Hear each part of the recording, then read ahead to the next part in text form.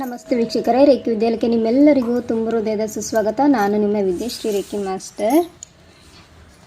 ವೀಕ್ಷಕರೇ, ನಾವು ರಿಲೇಷನ್ಶಿಪ್ ಅಂದ್ರೇನು, ಅದರಲ್ಲಿ ಎಷ್ಟೆಲ್ಲ ವೆರೈಟೀಸ್ ಇದೆ, ಅದನ್ನು ಹೇಗೆ ಹೀಲ್ ಮಾಡ್ಕೊಳ್ಳೋದು ಅನ್ನೋದನ್ನು ನಾನು ಈ ಹಿಂದಿನ 5 ವಿಡಿಯೋಗಳಲ್ಲಿ ತೋರಿಸ್ಕೊಟ್ಟಿದ್ದೀನಿ.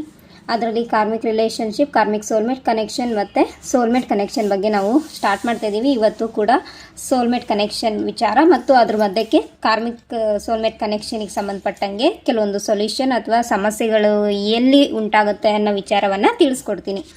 ನೋಡಿ, ಕಾರ್ಮಿಕ್ ಸೋಲ್ಮೇಟ್ ಅಂದ್ರೇನು ಅನ್ನೋ ವಿಚಾರವನ್ನು ನಾನು ಈ ಹಿಂದಿನ ವಿಡಿಯೋದಲ್ಲಿ ಹಾಕಿದ್ದೀನಿ, ಅಪ್ಲೋಡ್ ಮಾಡಿದ್ದೀನಿ, ನಿಮಗೆ ವಿವರಿಸಿದ್ದೀನಿ. ನೀವು ಯಾರು ಅದನ್ನು ನೋಡಿಲ್ಲ, ನೀವು ಅದನ್ನು ಒಮ್ಮೆ ನೋಡಿ. ಯಾಕಂದರೆ ಕಾರ್ಮಿಕ್ ರಿಲೇಷನ್ಶಿಪ್ ಬಾಂಡಿಂಗು ಎಲ್ಲರ ಜೊತೆಗೂ ಇರುತ್ತೆ. ಆ ಒಂದು karmic relationship bonding negative card energy ಇದ್ದಾಗ ಅದನ್ನು ಹೆಂಗೆ ಕಟ್ ಮಾಡಬೇಕು, ಹೆಂಗೆ ಹೀಲಿಂಗ್ ಮಾಡ್ಕೋಬೇಕು ಅನ್ನೋದನ್ನು ತೋರಿಸ್ಕೊಟ್ಟಿದ್ದೀನಿ. ನಮ್ಮ ಲೈಫಲ್ಲಿ ಆಲ್ಮೋಸ್ಟು ಕಾರ್ಮಿಕ್ಸ್ ಕನೆಕ್ಷನು ಇರುತ್ತೆ, ಸೋಲ್ಮೇಟ್ ಕನೆಕ್ಷನ್ ಎನರ್ಜಿ ಕೂಡ ಇರುತ್ತೆ. ತುಂಬ ಓಲ್ಡ್ ಸೋಲ್ ಆಗಿದ್ದರೆ ಟ್ವಿನ್ ಫ್ಲೇಮ್ ಜರ್ನಿ ಕೂಡ ಇರುತ್ತೆ. ಟ್ವಿನ್ ಫ್ಲೇಮ್ ಜರ್ನಿ ಬಗ್ಗೆ ಕೂಡ ನಾನು ಹೇಳ್ತೀನಿ ಮುಂದಿನ ವಿಡಿಯೋದಲ್ಲಿ. ಈಗ ಸದ್ಯಕ್ಕೆ ಕಾರ್ಮಿಕ್ ರಿಲೇಷನ್ಶಿಪ್ ಮತ್ತು ಕಾರ್ಮಿಕ್ ಸೋಲ್ಮೇಟ್ ಕನೆಕ್ಷನ್ ವೈಸನ್ನ ವಿವರವನ್ನು ಹಿಂದಿನ ವಿಡಿಯೋಗಳಲ್ಲಿ ತಿಳಿಸಿದ್ದೀನಿ. ಅದನ್ನು 1, 2, 3, 4 ಅಂತೇಳಿ ವಿಭಾಗವಾಗಿ ವಿಡಿಯೋ ಇದ್ದಾವೆ. ನೀವು ಅದನ್ನು ಟೈಮ್ ಆದಾಗ ನೋಡಿ. ಅದು ತುಂಬ ಇಂಪಾರ್ಟೆಂಟ್, ನಮ್ಮ ಜೀವನದಲ್ಲಿ ಮುಖ್ಯವಾಗಿರ್ತಕ್ಕಂಥ ವಿಷಯ, ಕಾನ್ಸೆಪ್ಟ್ ಬಗ್ಗೆ ಇಲ್ಲಿ ನಾನು ವಿವರಿಸ್ತಾ ಇದ್ದೀನಿ. ಅದರ ಜೊತೆಗೆ ಸೋಲ್ಮೇಟ್ ಕನೆಕ್ಷನ್ ಏನಪ್ಪ ಅಂದರೆ, ಸೋಲ್ಮೇಟ್ ಕನೆಕ್ಷನ್ ಎಲ್ಲರ ಜೊತೆಗೂ ಇರುತ್ತೆ. ಓಕೆ, ತಂದೆ ತಾಯಿಗಳ ಜೊತೆಗಾಗಿರ್ಬೋದು, ಸಿಬ್ಲಿಂಗ್ಸ್ ಜೊತೆಗಾಗಿರ್ಬೋದು, ನೆಂಟರಿಷ್ಟರ ಜೊತೆಗೆ ಅಂದರೆ ರಿಲೇಷನ್ಸ್ ಜೊತೆಗಾಗಿರ್ಬೋದು, ಸ್ನೇಹಿತರ ಜೊತೆಗಾಗಿರ್ಬೋದು, ಮತ್ತು ಪಾರ್ಟ್ನರ್ಸ್ ಅಂದರೆ ಸ್ಪಾಸ್ ಆಗಿರ್ಬೋದು, ಲವರ್ಸ್ ಆಗಿರ್ಬೋದು, ಇವರ ನಡುವೆ ಕೂಡ ಸೋಲ್ಮೇಟ್ ಎನರ್ಜಿ ಇರುತ್ತೆ. ಈ ಸೋಲ್ಮೇಟ್ ಎನರ್ಜಿ ಹೇಗಿರುತ್ತೆ ಅಂದರೆ, ಒಬ್ಬರ ಮೇಲೆ ಒಬ್ಬರಿಗೆ ಟ್ರಸ್ಟ್ ಇರುತ್ತೆ, ನಂಬಿಕೆ ಜಾಸ್ತಿ ಇರುತ್ತೆ, ಫೇತ್ ಜಾಸ್ತಿ ಇರುತ್ತೆ, ಅನ್ಕಂಡೀಷ್ನಲ್ ಲವ್ ಇರುತ್ತೆ, ಯಾವುದೇ ಕಂಡೀಷನ್ ಇಲ್ಲದೆ ಇರೋಂತಹ ಲವ್ ಎನರ್ಜಿ ಇರುತ್ತೆ, ನಿಜವಾದ ಕಾಳಜಿ ಇರುತ್ತೆ, ನಿಜವಾದ ಪ್ರೀತಿ ಇರುತ್ತೆ. ಅಂದರೆ ಎಲ್ಲೂ ತೋರ್ಪಡಿಕೆ ಇರೋದಿಲ್ಲ. ಮನಸ್ಸಲ್ಲಿ ಏನು ಪ್ರೀತಿ ಇರುತ್ತೋ ಅದೇ ಹೊರಗಡೆನೂ ಪ್ರಸ್ತಾಪ ಮಾಡುವಂಥದ್ದು ಅಥವಾ ತೋರಿಸ್ಕೊಳ್ಳೋವಂಥ ಪ್ರೀತಿ ಇರ್ತದೆ. ಅದ್ರ ಜೊತೆಗೆ ಒಬ್ರಿಗೊಬ್ಬರ ಮೇಲೆ ಅಪಾರವಾದಂತಹ ಗೌರವ ಇರುತ್ತೆ, ರೆಸ್ಪೆಕ್ಟ್ ಕೊಡ್ತಾರೆ.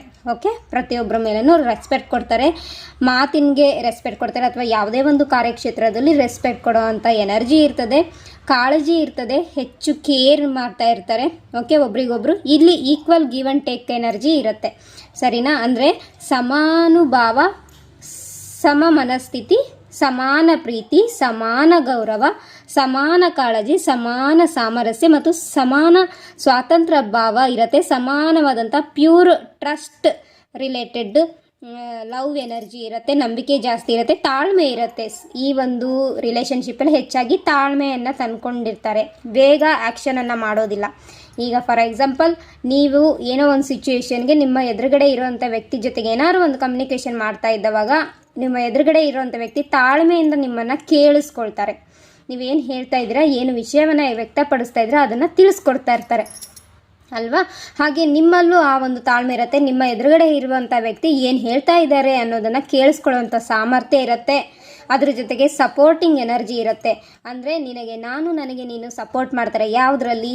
ಫ್ಯಾಮಿಲಿ ಲೈಫ್ ಇಶ್ಯೂಸ್ ಇದ್ದರೆ, ಹೆಲ್ತ್ ಇಶ್ಯೂಸ್ ಇದ್ದರೆ, ಫೈನಾನ್ಷಿಯಲ್ ಇಶ್ಯೂಸ್ ಇದ್ದರೆ, ಮಾರಲ್ ಓಕೆ, ಒಂದು ಮಾರಲ್ ಎನರ್ಜಿಯಲ್ಲಿ ಅಂದರೆ ಮೆಂಟಲ್ ಡಿಸ್ಟರ್ಬ್ ಆದಾಗ ಅಲ್ಲಿ ಒಂದು ಸಪೋರ್ಟ್ ಸಿಗುತ್ತೆ, ಎಮೋಷ್ನಲ್ ಡಿಸ್ಟರ್ಬ್ ಆದಾಗ ಎಮೋಷ್ನಲ್ ಸಪೋರ್ಟ್ ಸಿಗುತ್ತೆ, ಕೆರಿಯರಲ್ಲಿ ಸಪೋರ್ಟ್ ಸಿಗುತ್ತೆ.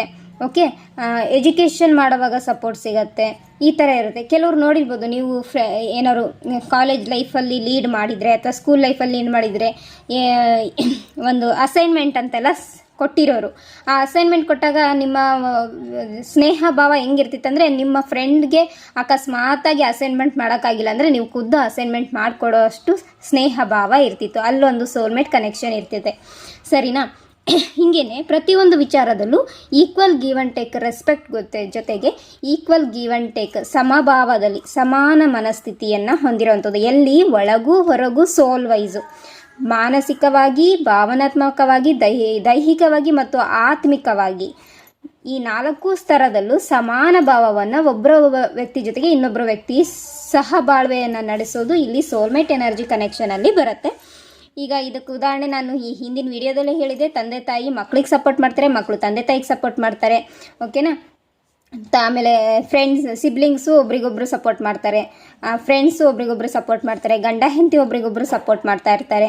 ಇಲ್ಲಿ ಸೋಲ್ಮೇಟ್ ಎನರ್ಜಿ ಅಜ್ಜ ಅಜ್ಜಿ ಜೊತೆಗೆ ಮೊಮ್ಮಕ್ಕಳ ಜೊತೆ ಕನೆಕ್ಷನ್ ಇದ್ದರೆ ಅದು ಕೂಡ ಒಬ್ರಿಗೊಬ್ರು ಸಪೋರ್ಟ್ ಮಾಡ್ತಾರೆ. ಹೀಲಿಂಗ್ ಆಗ್ತಾ ಇರುತ್ತೆ, ಪರಸ್ಪರರಲ್ಲಿ ಹೀಲಿಂಗ್ ಆಗ್ತಾ ಇರುತ್ತೆ. ಓಕೆನಾ, ಇದು ನ್ಯಾಚುರಲ್ ಹೀಲಿಂಗ್ ಆಗ್ತಾ ಇರುತ್ತೆ. ಸರಿನಾ, ಇನ್ನು ಮದುವೆ ವಿಚಾರ ಅಂತ ಬಂದವಾಗ ಸೋಲ್ಮೇಟ್ ಕನೆಕ್ಷನ್ ಹೆಂಗಿರುತ್ತೆ ಅಂದರೆ,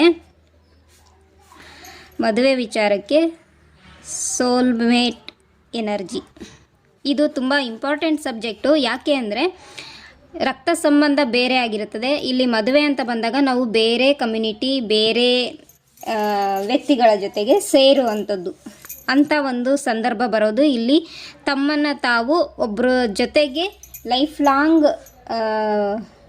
ಜೀವನವನ್ನು ಜೀವಿಸ್ತೀವಿ ಅಂತ ಹೇಳಿ ಕಮಿಟ್ಮೆಂಟ್ ಕೊಡ್ಕೊಳ್ಳೋವಂತಹ ಎನರ್ಜಿ ಬರೋದು ಮದುವೆ ಅನ್ನೋ ವಿಚಾರದಲ್ಲಿ. ಇಲ್ಲಿ ಸೋಲ್ಮೇಟ್ ಎನರ್ಜಿ ಹೆಂಗಿರುತ್ತೆ ಅಂದರೆ, ಇವರು ಪಾಸ್ಟ್ ಲೈಫಿಂದನೂ 7 ಜನ್ಮಗಳ ಕಾಲ ಜೀವನ ಮಾಡ್ತೀವಿ ಅಂತ ಹೇಳ್ತಾ ಇರ್ತಾರಲ್ಲ, ಇಲ್ಲಿ ಕಂಟಿನ್ಯೂ ಆಗ್ತಾ ಇರುತ್ತೆ. ಪ್ರತಿಯೊಂದು ಜನ್ಮದಲ್ಲೂ ಕಂಟಿನ್ಯೂ ಆಗ್ತಾ ಇರುತ್ತೆ. 1 2 3 4 5 6 ಇದು ಕೇವಲ ಇಷ್ಟೇ ಜನ್ಮ ಕಂಟಿನ್ಯೂ ಆಗಬೇಕಂತ ಇಲ್ಲ, ಇದ್ರ ಮುಂದೂ ಕಂಟಿನ್ಯೂ ಆಗೋ ಸಾಧ್ಯತೆ ಇರುತ್ತೆ. ಆಯಿತಾ, ನಮ್ಮ ಜನ್ಮ ಪುನರ್ಜನ್ಮ ಇದೇನಿದೆ ಇದು ಲಿಮಿಟ್ ಅಂತ ಇಲ್ಲ.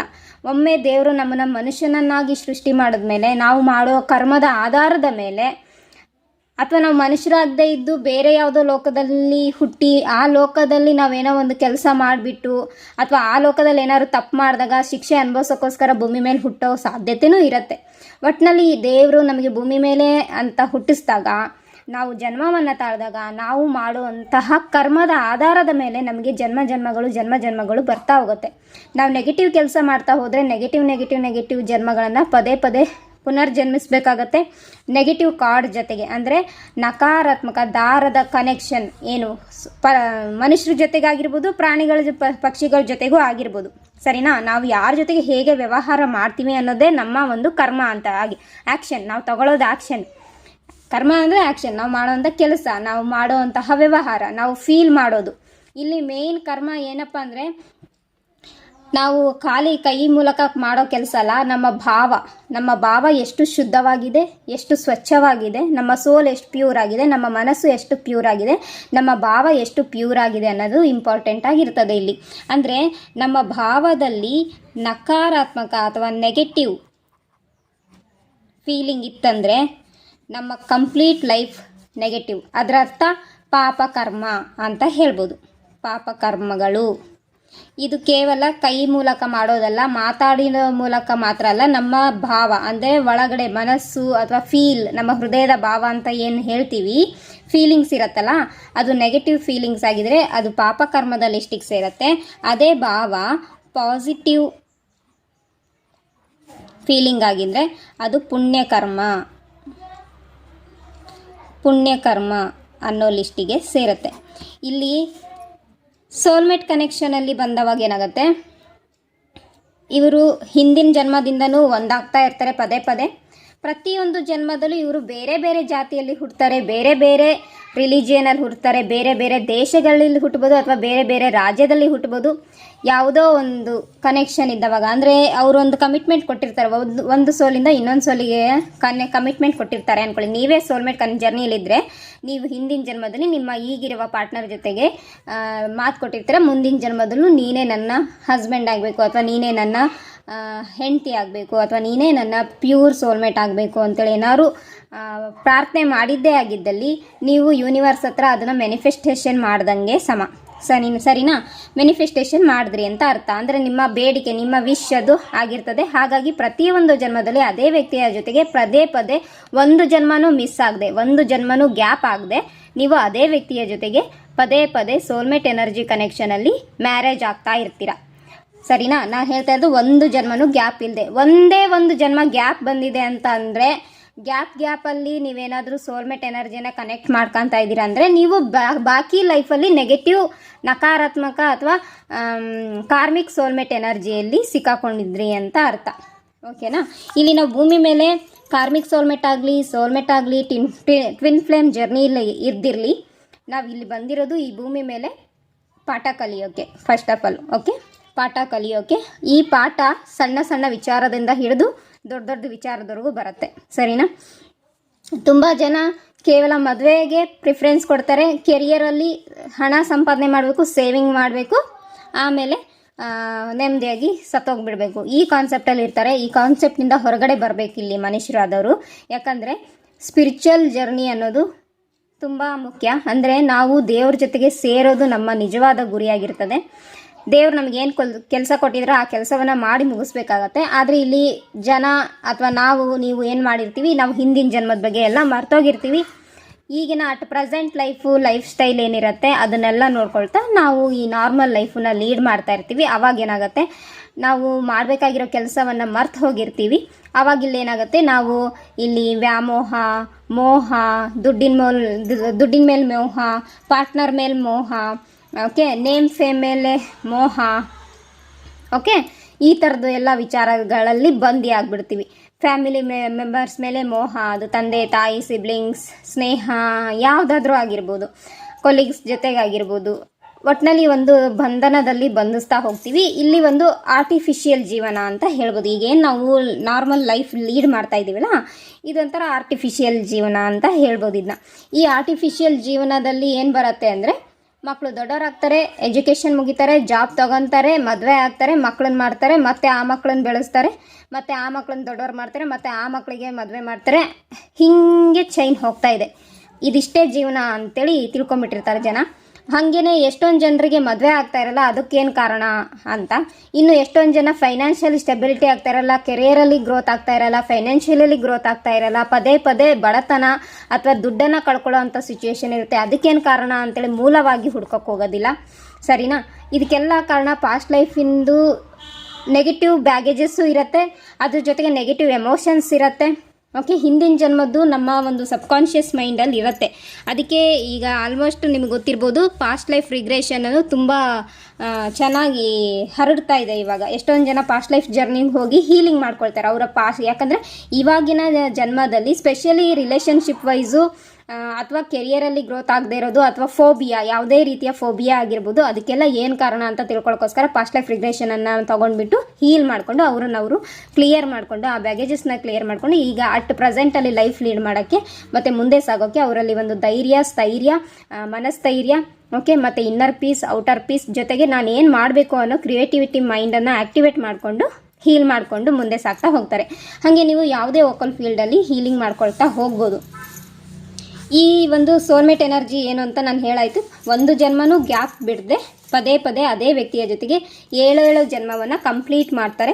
ಮತ್ತು ಅವರ ನಡುವೆ ಏನಿರ್ತದೆ, ರೆಸ್ಪೆಕ್ಟ್ ಇರ್ತದೆ. ಓಕೆ, ಸಮಾನ ರೆಸ್ಪೆಕ್ಟ್, ಸಮಾನವಾಗಿ ಗೌರವವನ್ನು ಕೊಡ್ತಾರೆ ಒಬ್ರಿಗೊಬ್ರಿಗೆ. ಸಮಾನವಾಗಿ ಅವ್ರು ಮಾಡುವಂಥ ಕೆಲಸದಲ್ಲಿ ಗೌರವ ಇರ್ತದೆ. ಆಮೇಲೆ ಅವ್ರಿಗೇನೇ ಪ್ಯಾಷನೇಟ್ ಇರ್ಬೋದು, ಆ ಪ್ಯಾಷನೇಟ್ ಎನರ್ಜಿಯಲ್ಲಿ ಗೌರವ ಕೊಡ್ತಾರೆ. ಕೆಲಸ ಮಾಡೋದ್ರಲ್ಲಿ ಒಬ್ರಿಗೊಬ್ರು ಸಾಥ್ ಕೊಡ್ತಾರೆ, ಫೈನಾನ್ಷಿಯಲಿ ಸಾಥ್ ಕೊಡ್ತಾರೆ, ಎಮೋಷ್ನಲಿ ಸಾಥ್ ಕೊಡ್ತಾರೆ, ಫ್ಯಾಮಿಲಿಗೆ ಹೆಲ್ಪ್ ಮಾಡೋಕ್ಕೆ ಸಾಥ್ ಕೊಡ್ತಾರೆ. ಸಮಾಜ ಸೇವೆ ಮಾಡಬೇಕಂದ್ರೆ ಒಬ್ರಿಗೊಬ್ರು ಹೆಲ್ಪ್ ಮಾಡ್ತಾರೆ, ಒಬ್ರಿಗೊಬ್ರು ಸಪೋರ್ಟ್ ಮಾಡ್ತಾರೆ.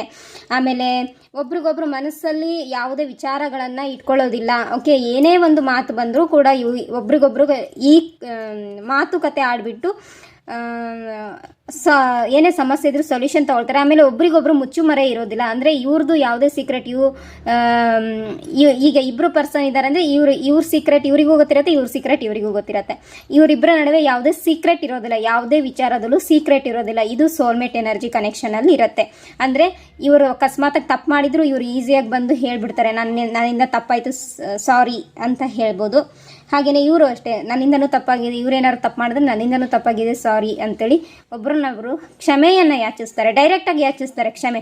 ನಾನು ಮುಂಚೆನೇ ಹೇಳಿದೆ, ಕ್ಷಮೆಯನ್ನು ಯಾಚಿಸಿ, ಇದೇ ಬೆಸ್ಟ್ ಮೆಡಿಸನ್ ನಮಗೆ, ನಮ್ಮ ಲೈಫನ್ನು ಲೀಡ್ ಮಾಡ್ಕೊಳ್ಳೋಕ್ಕೆ, ಹೀಲ್ ಮಾಡ್ಕೊಳ್ಳೋಕ್ಕೆ ಬೆಸ್ಟ್ ರೆಮಿಡಿ ಅಂತಂದರೆ ಟಾಪ್ 10 ಅದು ಟಾಪ್ 100 ರೆಮಿಡೀಸಲ್ಲಿ ಫಸ್ಟ್ ರೆಮಿಡಿ ಬರೋದೇ ಕ್ಷಮೆ ಕೇಳೋದು, ಕ್ಷಮೆ ಮಾಡೋದು, ಕ್ಷಮಿಸೋದು, ಸಾರಿ ಕೇಳೋದು. ಇದನ್ನು ನೀವು ಮನಸ್ಸಿಂದನೇ ಮಾಡ್ಬೋದು ಅಂತಲೂ ನಾನು ಹಿಂದಿನ ವಿಡಿಯೋದಲ್ಲೂ ಹೇಳಿದ್ದೀನಿ. ಹಾಗೆಯೇ ಇಲ್ಲಿ ಸೋಲ್ಮೇಟ್ ಎನರ್ಜಿಯಲ್ಲಿ ಪರಸ್ಪರರು ಡೈರೆಕ್ಟಾಗಿ ಸಾರಿ ಕೇಳ್ತಾರೆ, ಹಾಗೆ ಪರಸ್ಪರರು ಒಬ್ರನ್ನೊಬ್ರು ಕ್ಷಮಿಸ್ತಾರೆ, ಮತ್ತೆ ಲೈಫನ್ನು ಹ್ಯಾಪಿಯಾಗಿ ಲೈಫ್ನ ಲೀಡ್ ಮಾಡ್ತಾ ಹೋಗ್ತಾರೆ. ಇವರಿಬ್ಬರ ಮಧ್ಯೆ ಎಂಥದೇ ಕಷ್ಟ ಬರಲಿ, ಬಡತನ ಸಿರಿತನ ಅನ್ನೋವಂಥದ್ದು ಕಾನ್ಸೆಪ್ಟ್ ಬಂತಂದರೆ, ಇಲ್ಲಿ ಏನಾದ್ರು ಅಕಸ್ಮಾತಾಗಿ ಗಂಡ ಸೋತಾಗ ಅಥವಾ ಗಂಡಂಗೆ ಯಾವುದ್ರಲ್ಲ ಫೈನಾನ್ಷಿಯಲಿ ಲಾಸ್ ಆದಾಗ ಹೆಂಡತಿ ಆದವಳು ಸಪೋರ್ಟ್ ಮಾಡ್ತಾರೆ, ಸರಿನಾ? ಹಾಗೆಯೇ ಹೆಂಡತಿಗೆ ಸ್ಪೆಷಲಿ ಇಲ್ಲಿ ಪ್ರೆಗ್ನೆನ್ಸಿ ಅಂತ ಬರುತ್ತೆ, ಆ ಪ್ರೆಗ್ನೆನ್ಸಿ ಟೈಮಲ್ಲಿ ಹೆಲ್ಪ್ ಮಾಡ್ತಾರೆ. ಮಕ್ಕಳಿಗೆ ಎಜುಕೇಷನ್ ಮಾಡುವಾಗ ತಾನು ಒಬ್ಬ ಹೆಣ್ಮಗಳಾಗಿ ಒಂದು ಮಕ್ಕಳನ್ನ ಫ್ಯಾಮಿಲಿನ ಹೆಂಗೆ ಲೀಡ್ ಮಾಡ್ತಿರ್ತಾರೆ, ಆ ಲೀಡ್ ಮಾಡುವಾಗ ಈ ಮನುಷ್ಯರು ಸಪೋರ್ಟ್ ಮಾಡುವಂಥದ್ದು. ಓಕೆ, ಹೆಂಡತಿಗೆ ಕಷ್ಟ ಆಗಬಾರ್ದು ಅಂತೇಳಿ ಮನೆ ಕೆಲಸ ಮಾಡುವಂಥದ್ದು, ಹಾಗೆಯೇ ಆಫೀಸ್ ಕೆಲಸದಲ್ಲಿ ಹೆಲ್ಪ್ ಮಾಡುವಂಥದ್ದು. ಈ ಥರದ್ದು ಒಂದು ಪಾಸಿಟಿವ್ ಎನರ್ಜಿ ಈ ಸೋಲ್ಮೇಟ್ ಎನರ್ಜಿಯಲ್ಲಿ ಇರುತ್ತೆ, ಸರಿನಾ? ಹಾಗೆ ಇವರು ಮಕ್ಕಳಿಗೆ ಹುಟ್ಟಾರಲ್ಲ, ಇವರಲ್ಲಿ ಸ್ವಲ್ಪ ಸೋಲ್ಮೇಟ್ ಎನರ್ಜಿಗೆ ಹೆಂಗಿರುತ್ತೆ ಅಂದರೆ ಸ್ವಲ್ಪ ಸ್ಪಿರಿಚುಯಾಲಿಟಿಯಲ್ಲಿ ಇರ್ತಾರೆ ಮತ್ತು ಗ್ರೋತ್ ಆಗಿರ್ತಾರೆ. ಈ ಸೋಲ್ ಏನಿರುತ್ತಲ್ಲ ಗ್ರೋತ್ ಆಗಿರ್ತದೆ, ಬೆಳವಣಿಗೆ ಆಗಿರ್ತದೆ, ಹೆಚ್ಚು ಅನುಭವವನ್ನು ಹೊಂದಿರ್ತದೆ. ಅಂದರೆ ಎಷ್ಟೋ ಜನ್ಮಗಳಲ್ಲಿ ಹುಟ್ಟಿ ಪಾಸಿಟಿವ್ ಅನುಭವಗಳನ್ನು, ನೆಗೆಟಿವ್ ಅನುಭವಗಳನ್ನು ಹೊಂದಿರ್ತದೆ. ಹಾಗಾಗಿ ಇವರು ಹೆಚ್ಚಾಗಿ ನೆಗೆಟಿವ್ ವೇಯಲ್ಲಿ ಹೋಗೋದಿಲ್ಲ, ಹೆಚ್ಚಾಗಿ ಪಾಸಿಟಿವ್ ವೇಯಲ್ಲಿರ್ತಾರೆ. ಸ್ಪಿರಿಚುಯಾಲಿಟಿಯಲ್ಲಿ ಹೆಚ್ಚು ಆಸಕ್ತಿ ಇರುತ್ತೆ, ದೈವಿಕ ಭಕ್ತರಾಗಿರ್ತಾರೆ. ಅದ್ರ ಜೊತೆಗೆ ಅವರ ಮಕ್ಕಳಿಗೂ ಕೂಡ ಅಷ್ಟೇ ಒಳ್ಳೆಯ ಸಂಸ್ಕೃತಿಯನ್ನು ಕಲಿಸ್ಕೊಡ್ತಾರೆ. ಅವ್ರು ಎಲ್ಲಿ ಹುಟ್ಟಿರ್ತಾರೋ ಆ ದೇಶದಲ್ಲಿ, ಈಗ ಈ ದೇಶದಲ್ಲಿ ನಮ್ಮ ಭಾರತ ದೇಶದಲ್ಲಿ ಏನು ಸಂಸ್ಕೃತಿ ಇರುತ್ತೋ ಆ ಸಂಸ್ಕೃತಿಯನ್ನು ತಮ್ಮ ಮಕ್ಕಳಿಗೆ ಹೇಳ್ಕೊಡುವಂಥದ್ದು. ಹಾಗೆ ಬೇರೆ ಬೇರೆ ದೇಶದಲ್ಲಿ ಅವರವ್ರದ್ದೇ ಆದಂತಹ ಸಂಸ್ಕೃತಿಗಳಿದ್ದಾವೆ, ಒಂದು ಪಾಸಿಟಿವ್ ಸಂಸ್ಕೃತಿಗಳಿದ್ದಾವೆ. ಆ ಪಾಸಿಟಿವ್ ಸಂಸ್ಕೃತಿಗಳನ್ನು ಹೇಳ್ತಾ ಹೋಗ್ತಾರೆ, ತಿಳಿಸ್ಕೊಡ್ತಾ ಹೋಗ್ತಾರೆ. ಹಾಗೆ ಅವ್ರ ಮಕ್ಕಳು ಏನು ಹುಡ್ತಾರಲ್ಲ ಅವರು ಕೂಡ ಸೋಲ್ಮೇಟ್ ಎನರ್ಜಿಯಲ್ಲಿನೇ ಇರುವಂತಹ ಮಕ್ಕಳು ಹುಡ್ತಾರೆ. ಹಾಗೆ ಇಂಥ ಸೋಲ್ಮೇಟ್ ಎನರ್ಜಿಯಲ್ಲಿ ಮ್ಯಾರೇಜ್ ಆಗಿರುವಂತಹ ವ್ಯಕ್ತಿಗಳಿಗೆ ಕುಂಡಲಿನಿ ಬೇಗ ಆಕ್ಟಿವೇಟ್ ಆಗುತ್ತೆ. ಒಂದು ಪಕ್ಷ ಅವ್ರೇನಾದ್ರು ಸ್ಪಿರಿಚುವಲ್ ಜರ್ನಿ ಥ್ರೂ ಅವರು ಕುಂಡಲಿನಿ ಆಕ್ಟಿವೇಟ್ ಮಾಡ್ಕೋಬೇಕಂತ ನಿರ್ಧಾರ ಮಾಡಿದ್ರೆ ಕುಂಡಲಿನಿ ಆಕ್ಟಿವೇಟ್ ಆಗುತ್ತೆ. ಅದ್ರ ಜೊತೆಗೆ ಅವರು ಒಂದು ಸೆಕ್ಷುವಲ್ ಲೈಫ್ ಅಂತ ಬಂದವಾಗ ಅವರಿಗೆ ಮಗು ಬೇಕು, ಯಾವ ಥರ ಮಗು ಬೇಕು ಅಂತ ಕೂಡ ನಿರ್ಧಾರ ಮಾಡಿ ಆಮೇಲೆ ಅದನ್ನು ಸ್ಪಿರಿಚುವಲ್ ವೇಯಲ್ಲಿ ಮಕ್ಕಳನ್ನು ಪಡಿಬೋದು. ಗಂಡು ಮಗು ಬೇಕು, ಹೆಣ್ಮಗು ಬೇಕು, ಯಾವ ಥರ ಸೋಲ್ ಬೇಕು, ಇದನ್ನೆಲ್ಲ universe through spiritual journey through ಪಡ್ಕೋಬೋದು. ಓಕೆ, ಅವಾಗ ಏನಾಗುತ್ತೆ, ಅವಾಗ ಪ್ಯೂರ್ ಸೋಲ್ಮೇಟ್ ಕನೆಕ್ಷನ್ ಎನರ್ಜಿ ಇರುವಂತಹ ಮಕ್ಕಳು ಕೂಡ ಅವ್ರಿಗೆ ಹುಡ್ತಾರೆ. ಕಾರ್ಮಿಕ್ ಮಕ್ಕಳು ಹುಟ್ಟೋದಿಲ್ಲ, ಕಾರ್ಮಿಕ್ ಕನೆಕ್ಷನ್ ಇರುವಂತಹ ಮಕ್ಕಳು ಅವ್ರ ಲೈಫಲ್ಲಿ ಹುಟ್ಟೋದಿಲ್ಲ, ಸರಿನಾ? ಈ ರೀತಿಯಲ್ಲಿ ಸೋಲ್ಮೇಟ್ ಎನರ್ಜಿ ಇರ್ತದೆ, ಸರಿನಾ? ಆಮೇಲೆ ಈ ಸೋಲ್ಮೇಟ್ ಎನರ್ಜಿ ಎಲ್ಲ ವಿಚಾರದಲ್ಲೂ ಸಪೋರ್ಟ್ ಮಾಡ್ತಾರೆ ಮತ್ತು ರೆಸ್ಪೆಕ್ಟ್ ಇರುತ್ತೆ, ಮಾತಿಗೆ ಬೆಲೆ ಇರುತ್ತೆ. ಆಮೇಲೆ ಅವ್ಯಾಚ ಶಬ್ದಗಳನ್ನು ಹೆಚ್ಚಾಗಿ ಮಾತಾಡೋದಿಲ್ಲ, ಜಗಳಗಳನ್ನು ಮಾಡೋದಿಲ್ಲ.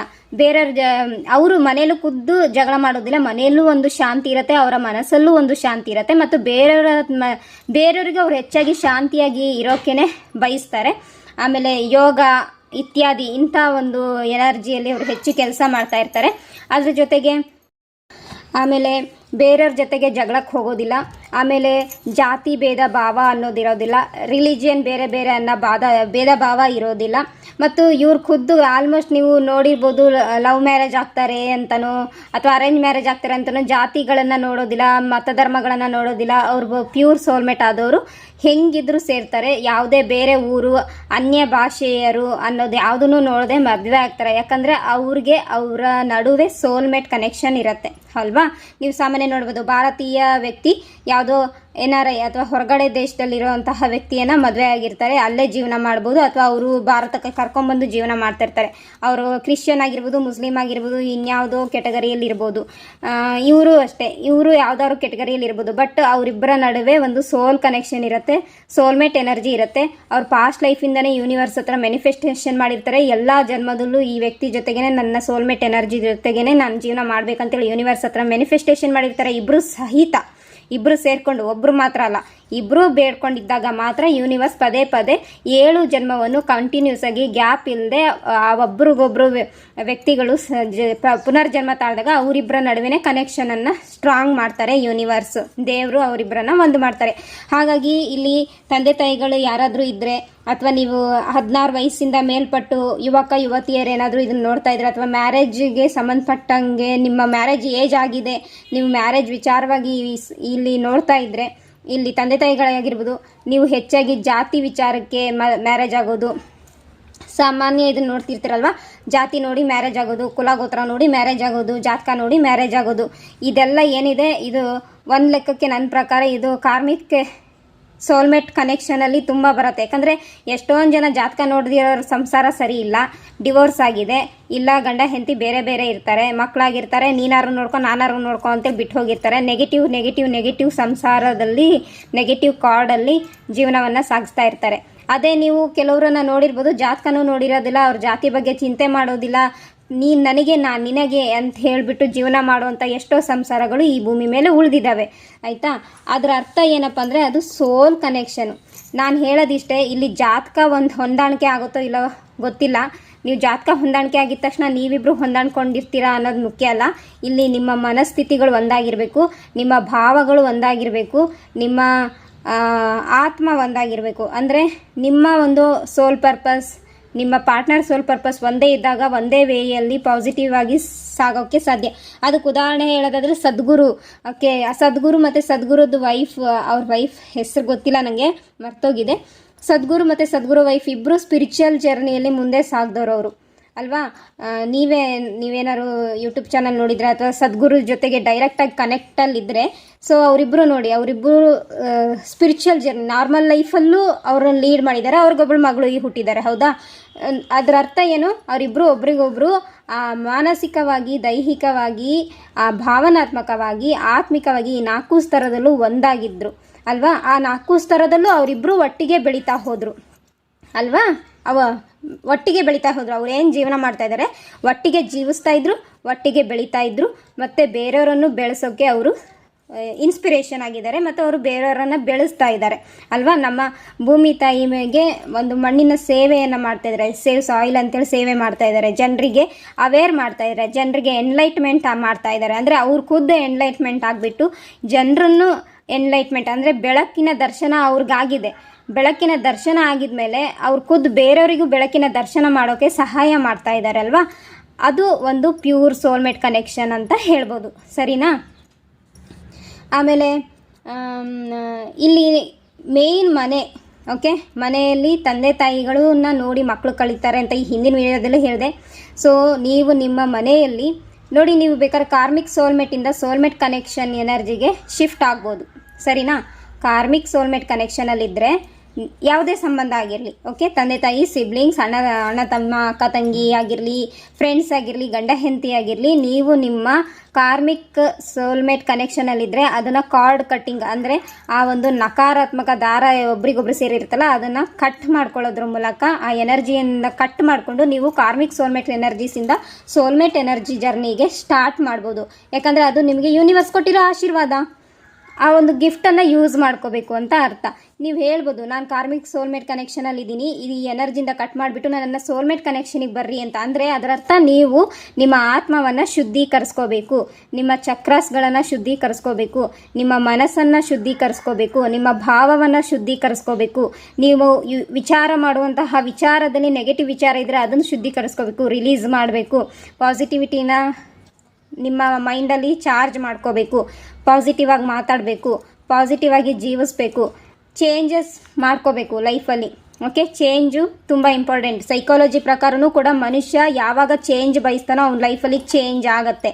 ಸೊ ನೀವು ಯಾವ ಥರ ಚೇಂಜ್ ಬಯಸ್ತಾ ಇದ್ದೀರಾ, ನೆಗೆಟಿವ್ ಆಗಿ ಚೇಂಜ್ ಬಯಸ್ತಾ ಇದ್ದೀರಾ, ಪಾಸಿಟಿವ್ ಆಗಿ ಚೇಂಜ್ ಬಯಸ್ತಿದ್ದೀರಾ ಅನ್ನೋದು ನಿಮ್ಮ ಮನಸ್ಸಿಗೆ ಬಿಟ್ಟಿರ್ತಕ್ಕಂಥ. ಯಾಕಂದರೆ ನಿಮ್ಮ ಲೈಫು, ನಿಮ್ಮ ಜೀವನವನ್ನು ನೀವು ಕ್ರಿಯೇಟ್ ಮಾಡ್ಕೊಳ್ಳೋ ಶಕ್ತಿ ಯೂನಿವರ್ಸ್ ನಿಮಗೆ ಕೊಟ್ಟಾಗ ನೀವು ನೆಗೆಟಿವ್ ವೇಯಿಂದ ಪಾಸಿಟಿವ್ ವೇಗೆ ಚೇಂಜ್ ಮಾಡ್ಕೋಬಹುದು. ಇದನ್ನು ಬ್ಯೂಟಿಫುಲ್ ಚೇಂಜ್ ಅಂತಾರೆ. ನಿಮಗೆ ಇದ್ರ ಬಗ್ಗೆ ಸ್ವಿಚ್ ವರ್ಡ್ ಹೇಳೋದಾದರೆ ಬಟರ್ಫ್ಲೈ ಚೇಂಜ್ ಅಂಥೇಳಿ ನೀವು ಚಾಂಟ್ ಮಾಡ್ಬೋದು. ಓಕೆ, ಬಟರ್ಫ್ಲೈ ಚೇಂಜ್ ಅಂತ ಹೇಳ್ಬಿಟ್ಟು ಪದೇ ಪದೇ ಚಾಂಟ್ ಮಾಡ್ತಾ ಹೋಗಿ ನಿಮ್ಮ ಲೈಫಲ್ಲಿ ಚೇಂಜ್ ಸಿಗುತ್ತೆ. ಯಾವ ಥರ, ಪಾಸಿಟಿವ್ ಚೇಂಜ್ ಅಲ್ವಾ, ಪಾಸಿಟಿವ್ ಚೇಂಜ್ ಸಿಗುತ್ತೆ. ನೀವು ಬೇಕಾದ್ರೆ ಬಟರ್ಫ್ಲೈ ಚೇಂಜ್ ಅಂತೇಳಿ ಏನು ಸ್ವಿಚ್ ವರ್ಡನ್ನು ಹೇಳ್ಬೋದು. ಓಕೆ, ಈ ಸ್ವಿಚ್ ವರ್ಡಲ್ಲಿ ತುಂಬ ಬೆನಿಫಿಟ್ ಸಿಗುತ್ತೆ. ನಿಮ್ಮ ಲೈಫಲ್ಲಿ ಏನಾದ್ರು ಚೇಂಜಸ್ ಬೇಕು, ನೀವು ಕಾರ್ಮಿಕ್ ಸೋಲ್ಮೇಟಿಂದ ಸೋಲ್ಮೇಟ್ ಎನರ್ಜಿಗೆ ಚೇಂಜ್ ಆಗಬೇಕು, ಅಥವಾ ನಿಮ್ಮ ಒಂದು ಲೈಫಲ್ಲಿ ಯಾವುದೇ ನೆಗೆಟಿವ್ ಸೈಕಲ್ ನಡೀತಾ ಇದ್ದರೆ ಆ ನೆಗೆಟಿವ್ ಸೈಕಲ್ ಎಂಡ್ ಆಗಿ ಪಾಸಿಟಿವ್ ಸೈಕಲ್ ಶುರು ಆಗಲಿ ಅನ್ನೋದಕ್ಕೂ ಕೂಡ ನೀವು ಬಟರ್ಫ್ಲೈ ಚೇಂಜ್ ಮಾಡ್ಕೋಬೋದು.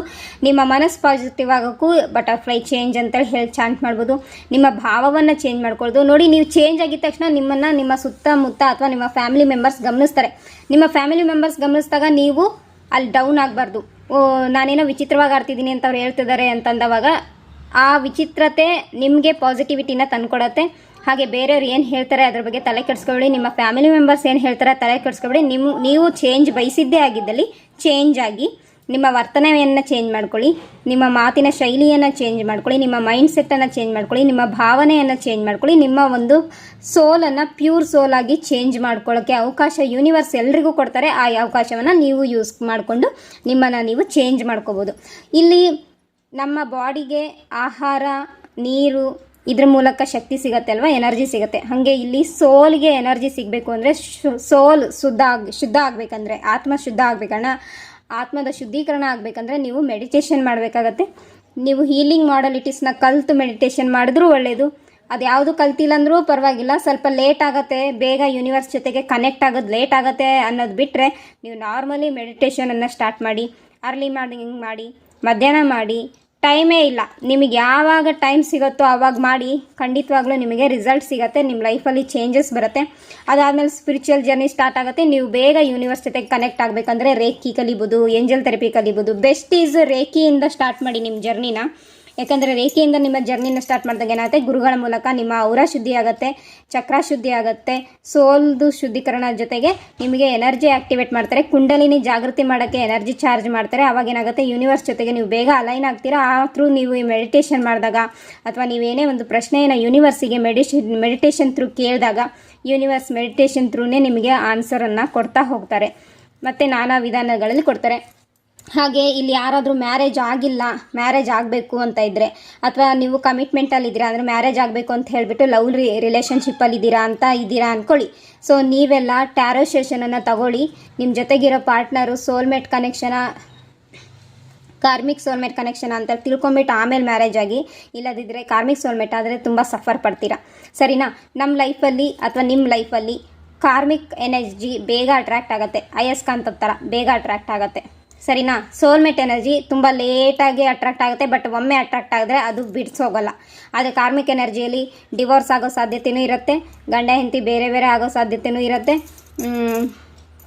ಮಕ್ಕಳ ಜೊತೆಗೂ ಒಂದು ಒಳ್ಳೆ ವ್ಯವಹಾರ ಇರೋದಿಲ್ಲ, ಒಬ್ರಿಗೊಬ್ರು ಯಾವುದೇ ವಿಚಾರದಲ್ಲೂ, ಯಾವುದೇ ಕೆಲಸ ಕಾರ್ಯಗಳಲ್ಲಾಗಿರ್ಬೋದು, ಯಾವುದೇ ವಿಚಾರದಲ್ಲೂ ಸಪೋರ್ಟ್ ಮಾಡೋದಿಲ್ಲ. ಮೆಂಟಲಿನೂ ಸಪೋರ್ಟ್ ಇರೋದಿಲ್ಲ, ಎಮೋಷನಲಿ ಸಪೋರ್ಟ್ ಇರೋದಿಲ್ಲ, ಫೈನಾನ್ಷಿಯಲಿ ಸಪೋರ್ಟ್ ಇರೋದಿಲ್ಲ. ಸುಮ್ಮನೆ ಅವ್ಯಾಚ್ಯ ಶಬ್ದಗಳಿಂದ ಒಬ್ರಿಗೊಬ್ರು ಬ್ಲೇಮ್ ಮಾಡ್ಕೊಳ್ಳೋದು ಅಥವಾ ಹೊಡೆದಾಟ ಬಡದಾಟ ಮಾಡ್ಕೊಳ್ಳೋದು, ಈ ಥರ ಎನರ್ಜೀಸ್ ಇರುತ್ತೆ.